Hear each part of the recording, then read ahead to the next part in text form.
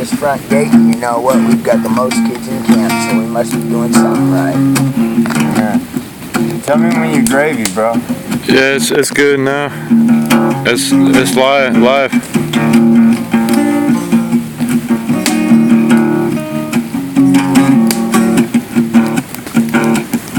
Yo, I'm dropping bombs of catastrophic proportions of catatonic distortion which simulates cerebral abortion. I'm singing songs of sabotage and contortions about perception distortion, commercialized into a fortune. And I brought these goblins with me noggin frying songs to track a laugh and cram them down your throats to muffle your sobs. A book of your draws for me.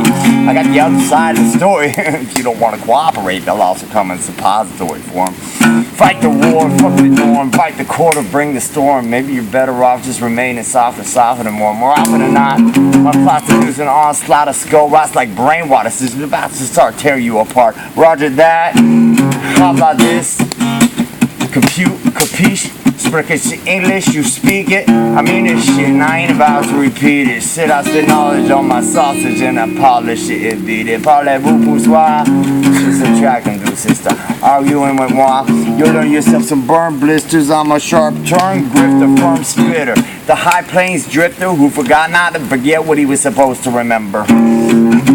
Timber, I bring it down, said, shoot low, sheriff, you got him crawling on the ground, get down, you best to cover your crown, the best in town has arrived, and while you're at it, you call your pals and inform them, word is born, feast is worn, pieces of a shattered nation scattered beneath the whole ocean seafloor, but before you do, make sure your crew is family too, or they might just try to institutionalize you.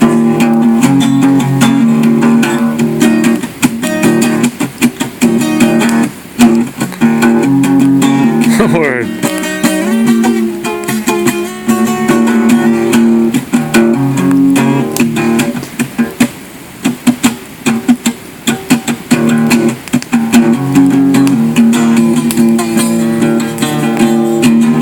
Yo, Lucy was 7 and wore a head of blue barrettes. City born into this world with no knowledge and no regret. She had a piece of yellow chalk with which she drew upon the streets the many faces of the various locals that she would meet. And there was Joshua, age 10, bully of the block. Always took her milk money at the morning bus stop. There was Mrs. Crabtree and a poodle. She always gave a wave and holler on a weekly trip down to the bingo parlor. And they drew men, women, kids, sunsets, clouds, skyscrapers, fruit stands, cities, towns. Always said hello to passers-by. They asked her why she passed the time attaching line to concrete, but she would only smile. And all the other children living in or near her building ran around like tyrants, soaking up the open fire hydrants. And they would say, hey, little Lucy, you want to come jump double dutch? She would pause, look, grin, and say, I'm busy, thank you much. Well, 1 year passed, believe it or not, she covered every last inch of that entire sidewalk. And she stopped. Lucy, after all this, you're giving in today? She says, shit, I'm not giving in, I'm finished. Walked away.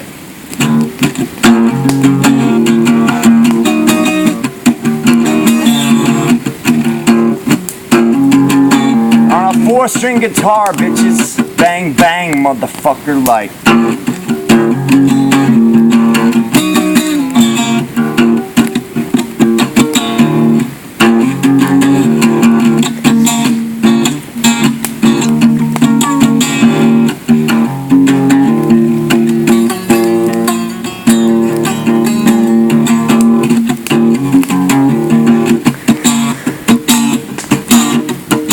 So, Lucy was 37, introverted somewhat, a basement apartment in the same building she'd grown up in. She traded in her blue barrettes for long locks, held up with a stick, traded in her yellow chalk for charcoal sticks, and she drew little Bobby, he would come and sweep the porch, and she drew the mailman, he delivered every day at 4. Lucy had little contact with the folks outside her cubicle day, but found it suitable and she liked it that way. She had a man now, ego similar, permanent. They would only see each other once or twice a week on purpose.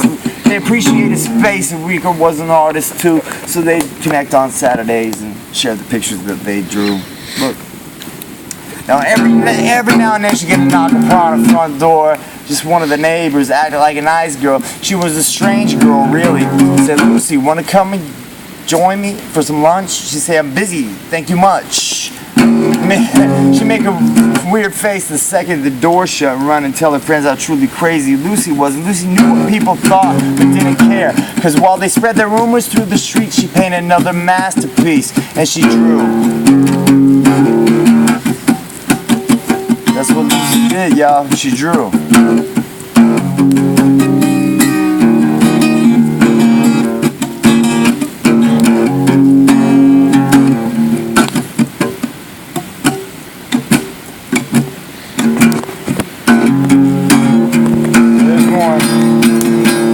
Story ain't over. So Lucy is 87 upon her deathbed at the senior home where she had previously checked in.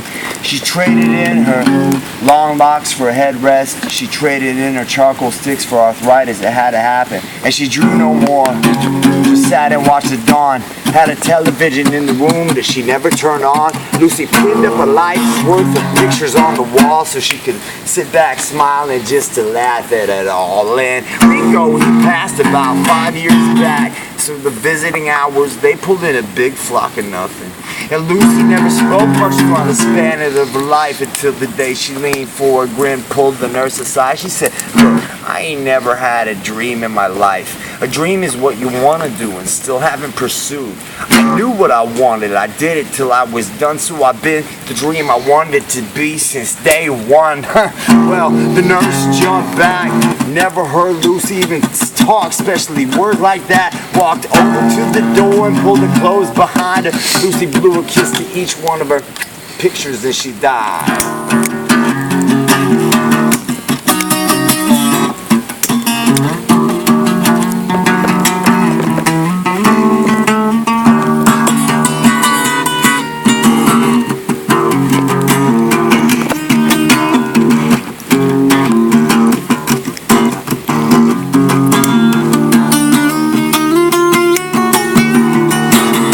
Subtractum equal to faculty of fecal matter to vested in me by the powers of a higher authority, and I speak the teachings of 1,000 laid to rest, and at times I think thoughts I never even manifested. Plus, I spread the germ with complicated dysfunction through the means of shutting off your nerves to contemplate corruption. And as I lift no children back to earth, your stomach will hurt because I poisoned you with words, and what you've heard's been known to detonate eruption of your internals. Overconsumption of my verbal botulism is incurable. Embed itself within your spiritual, and it's here that I embrace.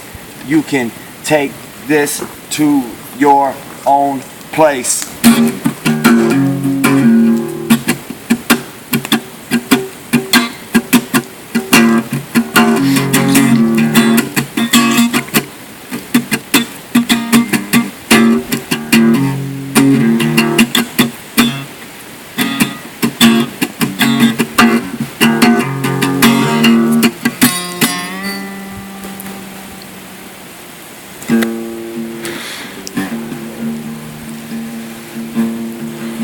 Is that a wrap?